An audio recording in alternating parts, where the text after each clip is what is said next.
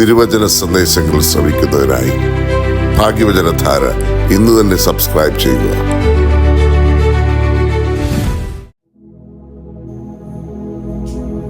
ത്രിയേക ദൈവതിരുനാമത്തിന് മഹത്വം ഉണ്ടായിരിക്കട്ടെ. ഭാഗ്യവചനധാരയിലേക്ക് ഏവർക്കും സ്വാഗതം. വിശുദ്ധ യോഹന്നാൻ എഴുതിയ സുവിശേഷം 15-ാം അധ്യായം 15-ാമത്തെ വാക്യത്തെ അടിസ്ഥാനമാക്കി ദാസന്മാരിൽ നിന്നും സ്നേഹിതന്മാർ എന്ന പദവിയിലേക്ക് നമ്മെ ഉയർത്തുന്ന ദൈവീക സ്നേഹത്തിന്റെ ഔന്നത്യത്തെക്കുറിച്ച് അല്പസമയം ചിന്തിക്കുവാനാണ് ഇന്ന് കർത്താവിൽ ശരണപ്പെടുന്നത്.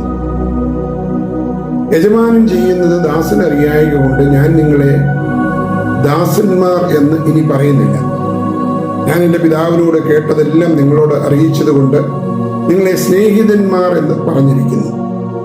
വിശുദ്ധ യോഹന്നാന്റെ സുവിശേഷം 15-ാം അധ്യായം 15-ാം വാക്യം. നമ്മുടെ കർത്താവായ യേശുമിശിഹ തന്റെ പീഡാനുഭവത്തിന് തൊട്ടു മുമ്പ് ശിഷ്യന്മാരുമായി പങ്കുവച്ച വിടവാങ്ങൽ പ്രസംഗത്തിലെ ഏറ്റവും ഹൃദ്യവും ഗാഠവുമായ ഒരു വാക്യമാണിത്. തന്റെ ഒപ്പം കൂടിയവരെ താൻ പരിഗണിക്കുന്നത് തന്റെ സമന്മാരായിട്ടാണ്. ഇവിടെ ബന്ധങ്ങളുടെ ഒരു വലിയ മാറ്റം നമുക്ക് കാണുവാൻ സാധിക്കും. ദാസൻ എന്ന അവസ്ഥയിൽ നിന്ന് സ്നേഹിതൻ എന്ന പദവിയിലേക്കുള്ള ഒരു ഉയർത്തപ്പെടൽ. പൗരസ്ത്യ വേദശാസ്ത്രത്തിൽ ഈ വാക്യത്തിന് അതിശയിപ്പിക്കുന്ന ആത്മീയ അർത്ഥങ്ങളാണുള്ളത്. ഒന്നാമത്, അടിമത്തത്തിൽ നിന്നുള്ള ഒരു മോചനവും സ്വാതന്ത്ര്യവും. പഴയ നിയമകാലത്ത് ഉടനീളം മനുഷ്യനും ദൈവവും തമ്മിലുള്ള ബന്ധം പ്രധാനമായും ഒരു യജമാനനും ദാസനും തമ്മിലുള്ള ബന്ധം പോലെയായിരുന്നു. 116-ാം സങ്കീർത്തനം 16-ാം വാക്യത്തിൽ ഇസ്രായേലിന്റെ രാജാവ് നബിയുമായ ദാവീദ് പ്രകാരം പറയുന്നുണ്ട്: യഹോവേ, ഞാൻ നിന്റെ ദാസനാകുന്നു, നിന്റെ ദാസനും നിന്റെ ദാസിയുടെ മകനും തന്നെ. നീ എന്റെ ബന്ധനങ്ങളെ അഴിച്ചിരിക്കുന്നു. നിയമങ്ങൾ അനുസരിക്കാൻ ബാധ്യസ്ഥനായിരുന്നവരായിരുന്നു പഴയകാലത്ത് മനുഷ്യൻ. പഴയ നിയമകാലമൊക്കെയും അപ്രകാരമുള്ള പല സാഹചര്യങ്ങൾ നാം കാണുന്നുണ്ട്. എന്നാൽ മിശിഹായുടെ ആഗമനത്തോടു കൂടി അവിടുന്ന് വെറും അനുസരണകളുടെ വേലക്കാരായിട്ടല്ല നമ്മെ കാണുന്നത്. പൗരസ്ത്യ പിതാക്കന്മാർ പഠിപ്പിക്കുന്നത് നമ്മെ പാപത്തിന്റെ അടിമത്തത്തിൽ നിന്നും മരണത്തിൽ നിന്നും വീണ്ടെടുത്ത് ദൈവവുമായുള്ള ബന്ധം ഒരു സ്നേഹബന്ധം പോലെയാക്കി മാറ്റാനാണ് ക്രിസ്തു വന്നത് എന്നാണ്. ഇവിടെ ഭയത്തിന് സ്ഥാനമില്ല, സ്നേഹത്തിനാണ് പ്രാധാന്യം.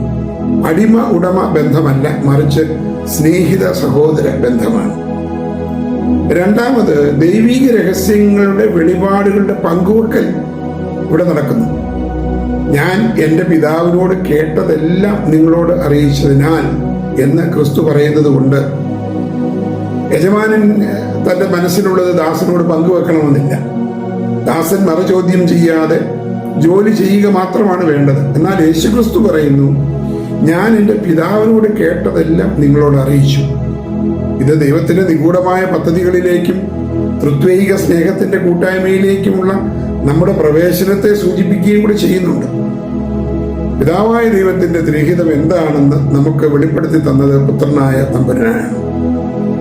സഭയുടെ കൂദാശകളിലൂടെയും പരിശുദ്ധ റൂഹായുടെ പ്രവർത്തനങ്ങളിലൂടെയും ഈ ദൈവിക രഹസ്യങ്ങൾ നമ്മിലേക്ക് പകരപ്പെടുന്നു. അതാണല്ലോ കൂദാശകളുടെ മർമ്മം എന്നത്.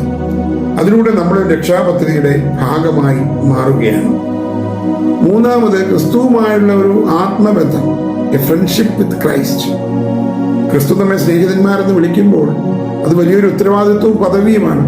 സ്നേഹിതന്മാർ പരസ്പരം രഹസ്യങ്ങൾ സൂക്ഷിക്കുകയും ഒരേ മനസ്സോടെ വർത്തിക്കുകയും ചെയ്യുന്നു. നമ്മുടെ കുർബാന ക്രമത്തിലും പ്രാർത്ഥനകളിലും നമ്മെ തന്നെ വിശുദ്ധീകരിക്കപ്പെട്ടവരായി ദൈവത്തിന്റെ ഭവനത്തിലെ അംഗങ്ങളായി ചിത്രീകരിക്കുന്നുണ്ട്. യേശുക്രിസ്തു വെറുമൊരു ചരിത്ര പുരുഷനല്ല, മറിച്ച് നമ്മുടെ ജീവന്റെ നാഥനും നമ്മെ തന്റെ സ്വന്തം സ്നേഹിതരായി തെരഞ്ഞെടുത്തവരുമാണ്. അവിടുത്തെ സ്നേഹം നമ്മെയും പരസ്പരം സ്നേഹിക്കുവാനായി പ്രേരിപ്പിക്കുന്നുണ്ട്. തന്റെ ശിഷ്യന്മാരിൽ അത് പകർന്നതിന്റെ പ്രതിഫലനമാണ് യോഹന്നാൻ ശ്ലീഹായുടെ ലേഖനങ്ങളിലെ പൗലോസ് ശ്ലീഹായുടെ ലേഖനങ്ങളിലെയും ഒക്കെ സ്നേഹത്തെക്കുറിച്ചുള്ള പ്രതിപാദ്യം. പ്രിയമുള്ളവരെ, ഈ വചനം നമ്മെ ഓർമ്മിപ്പിക്കുന്നത് നാം ദൈവത്തിന് മുമ്പിൽ ആരാണെന്നുള്ള സത്യമാണ്.